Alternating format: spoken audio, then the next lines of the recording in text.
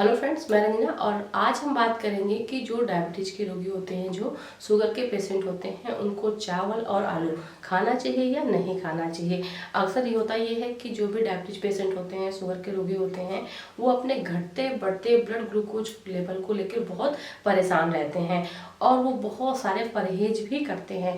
जैसे ही एक सामान्य व्यक्ति की पहचान होती है, जैसे ही ये टेस्ट में आ जाता है कि उसका ब्लड ग्लूकोज लेवल बढ़ा हुआ है, मतलब उसको डायबिटीज है या फिर शुगर है, वैसे ही व्यक्ति अब परहेज करना शुरू कर देता है। डॉक्टर्स भी सलाह देते हैं और एक लंबी चौड़ी लिस्ट तैयार हो जाती है और ये लिस्ट में जो संख्या होती है परहेज की, ये दिन प्रतिदिन बढ़ती जाती है। स्टार्टिंग में क्या होता है कि डॉक्टर 3 चीज़ें उनको बिल्कुल मना कर देते हैं।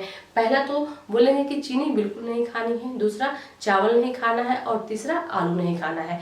तो ये जो 3 चीज़ होती है, शुरुआत यहाँ से होती है परहेज की, लेकिन धीरे धीरे ये लिस्ट लंबी होती चली जाती है और फिर व्यक्ति लाइफ टाइम तक परहेज ही करता चला जाता है और फिर उसका स्वास्थ्य तो डाउन होता ही होता है, साथ ही वो मानसिक तौर से भी वो अस्वस्थ होता चला जाता है। क्योंकि हर व्यक्ति की ये इच्छा होती है कि वो खाने को बदल बदल के खाए। रोज व्यक्ति एक ही खाना नहीं खा सकता है और होना भी नहीं चाहिए, क्योंकि जितने भी खाने होते हैं, जितने भी भोज्य पदार्थ होते हैं, सब में न्यूट्रिशन वैल्यू अलग अलग होती है। अगर हम दाल की बात करें, चावल की बात करें, रोटियों की बात करें, सब्जी की बात करें, सलाद की बात करें, दूध की बात करें, तो इन सब का अलग अलग पोषक तत्व होता है। अलग अलग इनकी पोषक तत्व के आधार पे वैल्यू होती है और इन सबको हमको अपने डाइट में खाने में अपने शामिल करना चाहिए। लेकिन अगर डायबिटीज के पेशेंट की बात करें, शुगर के रोगियों की हम बात करें, तो उनके लिए बहुत ही बड़ी समस्या हो जाती है, क्योंकि उनको बहुत सारे परहेज करने पड़ते हैं।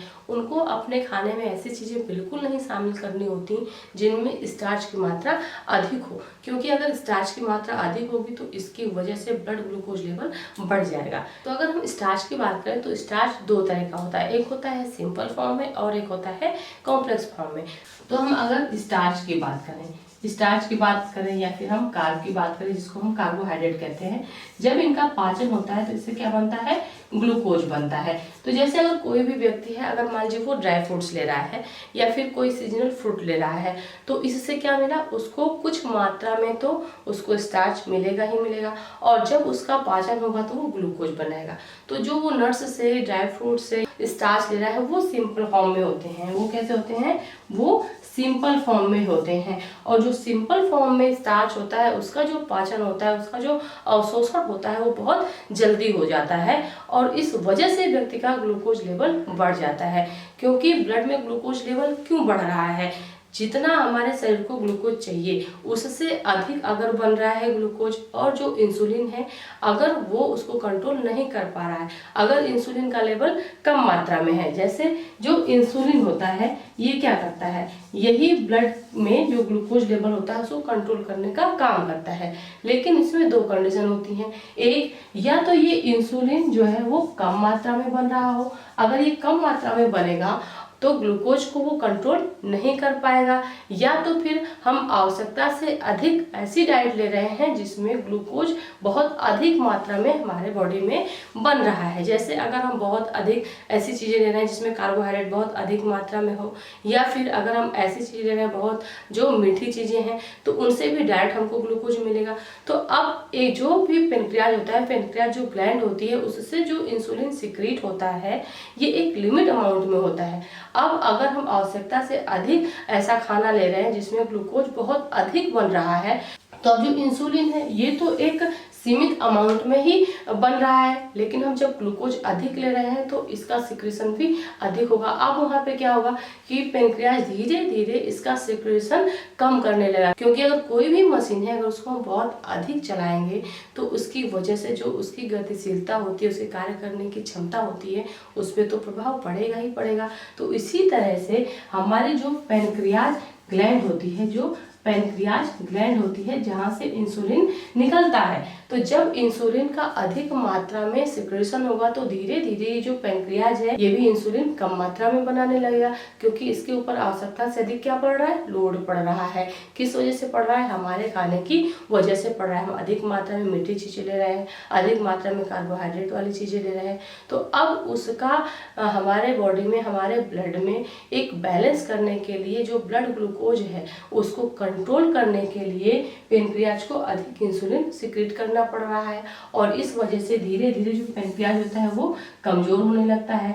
अब इसकी वजह से जो इंसुलिन है इसका सिक्रेशन भी कम होने लगता है। जब इसका सिक्रेशन कम होगा तो ये ब्लड ग्लूकोज जो ग्लूकोज है ब्लड में उसको कंट्रोल नहीं कर पाएगा और इस वजह से ब्लड में इसका लेवल बढ़ जाएगा। तो दो चीजें हुई, या तो इंसुलिन कम मात्रा में निकल रहा है, पेनक्रियाज अच्छे से काम नहीं कर रहा है, या फिर ये पर्याप्त मात्रा में निकल रहा है लेकिन हम अपने डाइट में ग्लूकोज अधिक ले रहे हैं। तो दोनों चीजें कॉमन हुई। अब जब हम अधिक मात्रा में ग्लूकोज लेंगे तो ब्लड में तो ग्लूकोज का लेवल बढ़ेगा ही बढ़ेगा, क्योंकि ये क्या है, ये तो एक लिमिट अमाउंट में है, इसकी जो मात्रा है वो क्या है, वो निर्धारित है। तो ये क्या है, ये एक सिंपल फॉर्म में मिलने वाला ग्लूकोज होता है, या फिर सिंपल फॉर्म में जो भी हम स्टार्च ले रहे हैं उसके ब्रेकडाउन होने की वजह से जो भी हमको एनर्जी मिल रही है वो कैसे, वो सिंपल फॉर्म में है। नेक्स्ट अगर हम बात करें कॉम्प्लेक्स फॉर्म की, तो जो हम स्टार्च लेते हैं, स्टार्च दो तरह का होता है जैसा कि अभी मैंने बताया, एक सिंपल फॉर्म होता है और एक कॉम्प्लेक्स फॉर्म में होता है। तो सिंपल फॉर्म जब हम कोई भी ऐसी डाइट लेते हैं जैसे हम ड्राई फ्रूट्स लें, फ्रूट्स लें, तो उनसे जो मिलता है। वहीं पे अगर हम कॉम्प्लेक्स फॉर्म की बात करें तो जो मोटे अनाज होते हैं, जैसे अगर हम बात करें रागी की, जौ की, बाजरे की, मक्के की, ओट्स की, तो ये सब क्या है, ये मोटे अनाज होते हैं। तो इनसे जो स्टार्च मिलता है वो कैसा होता है, वो कॉम्प्लेक्स फॉर्म का होता है। इसका पाचन जल्दी नहीं होता है और अगर इसका पाचन होता भी है तो इसकी वजह से जो ग्लूकोज होता है वो बहुत कम अमाउंट में बनता है और इसलिए ब्लड ग्लूकोज लेवल नहीं बढ़ता है। इसीलिए जो डायबिटीज के पेशेंट होते हैं, जो शुगर के रोगी होते हैं, उनको मोटा अनाज खाने की सलाह दी जाती है। इसकी वजह से उनका ब्लड ग्लूकोज लेवल भी कंट्रोल रहता है, पाचन भी अच्छा रहता है और जो उनकी आंत होती है उनकी सफाई भी बहुत अच्छे से होती है, साथ ही उनको कॉन्स्टिपेशन या कब्ज की समस्या भी नहीं होती है। तो अगर हम यहाँ पे बात करें चावल और आलू की, अभी हाल ही में एक रिसर्च हुआ है जिससे बात सामने आई है कि अगर कोई भी डायबिटिक पेशेंट है, शुगर का रोगी है, अगर वो चावल और आलू को रेजिडेंस स्टार्च के रूप में खाता है तो उसका ब्लड ग्लूकोज लेवल नहीं बढ़ेगा, क्योंकि अगर वो स्टार्च रेजिडेंस के रूप में खाएगा चावल और आलू को तो इसकी वजह से जो भी ग्लूकोज होगा या फिर जो भी स्टार्च होगा वो किस में होगा, वो कॉम्प्लेक्स फॉर्म में हो जाएगा और इसलिए ब्लड ग्लूकोज लेवल नहीं बढ़ेगा। तो अगर हम बात करें रेजिस्टेंस स्टार्च की, तो ये रेजिस्टेंस स्टार्च क्या होता है?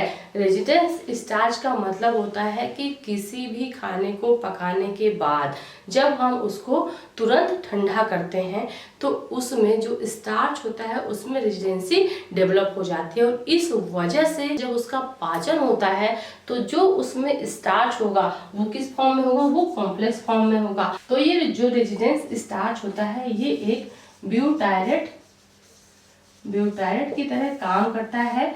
जो डायबिटिक व्यक्ति होता है उनकी आंतों को जो इंटेस्टाइन होता है उसमें जो गुड बैक्टीरिया होते हैं उनको इम्प्रूव करता है। उसके गट्स जो होते हैं, इंटेस्टाइनल गट्स होते हैं, उनके स्वास्थ्य को भी अच्छा बनाता है।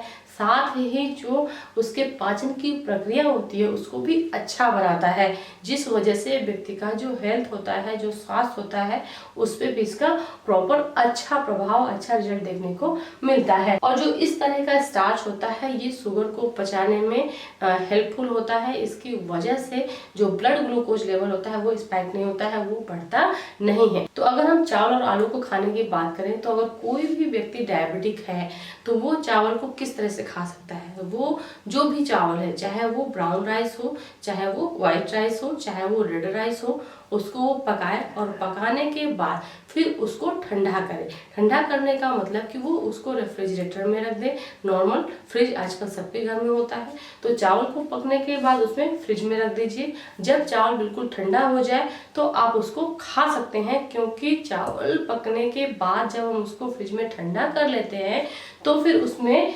रेजिस्टेंसी डेवलप हो जाती है, स्टार्च के प्रति रेजिस्टेंसी उसमें डेवलप हो जाती है। अगर उन चावल को कोई भी डायबिटिक व्यक्ति खाता है तो बिल्कुल उसके लिए नुकसानदेह नहीं होता है। वहीं पर अगर हम आलू की बात करें तो आलू को भी व्यक्ति खा सकता है, कोई भी डायबिटिक व्यक्ति खा सकता है।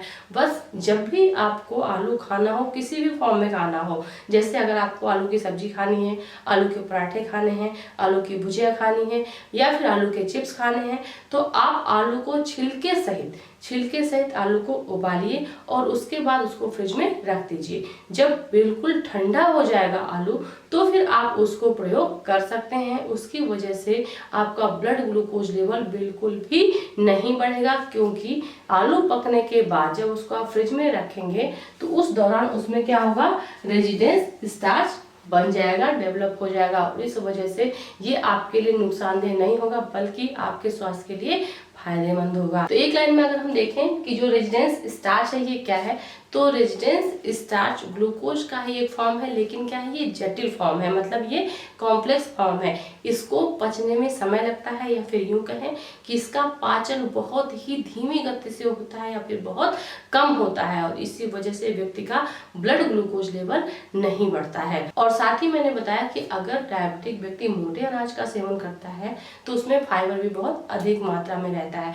तो जिस भोजन में फाइबर अधिक रहता है उस भोजन में भी रेजिडेंस स्टार्च पाया जाता है और इस वजह से मोटे अनाज या फिर जो फाइबर वाला खाना होता है या फिर रेशेदार जो पदार्थ होते हैं उनको खाने की वजह से भी व्यक्ति का ब्लड ग्लूकोज लेवल नहीं बढ़ता है। तो अगर कोई भी डायबिटिक व्यक्ति है, कोई भी ऐसा व्यक्ति है जिसका ब्लड ग्लूकोज लेवल निरंतर बढ़ा हुआ आता है और उसको चावल या फिर आलू खाने का मन कर रहा है तो वो इस तरह से उसको खा सकता है, उसका ब्लड ग्लूकोज लेवल नहीं बढ़ेगा। तो आई होप कि आज की वीडियो से आपको बहुत कुछ सीखने को मिला होगा। मिलते हैं अपने नेक्स्ट वीडियो में, तब तक के लिए थैंक यू सो मच।